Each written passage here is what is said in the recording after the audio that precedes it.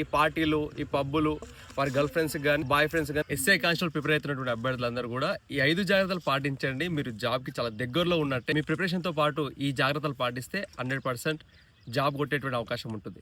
First మీరు rash డ్రైవింగ్కి దూరంగా ఉండండి. నడిపేటి బైక్స్ అయినా అదేవిధంగా కార్లు అయినా కూడా ర్యాష్ డ్రైవింగ్కి దూరంగా ఉండండి. ఎందుకంటే మీరు ఒకవేళ బైక్ పై నుంచి కింద పడితే మీ కాల్ ఫ్రాక్చర్ అయిపోయిన ఒకవేళ దెబ్బలు తాకిన కూడా మీరు చదవలేరు. కాబట్టి వాటికి దూరంగా ఉండండి, వాటిని పక్కన పెట్టండి.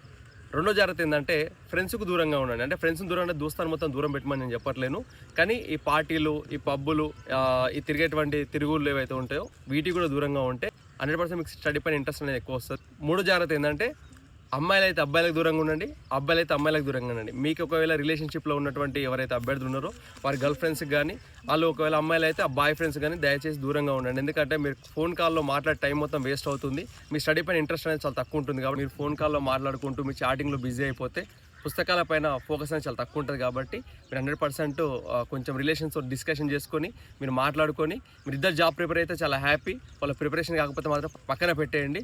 మీకు కొంచెం ఇబ్బందిగా ఉన్నా పర్లేదు, కానీ మీరు జాబ్ కొట్టాలంటే 100% ఇలాంటి పనులు చేయాల్సిందే.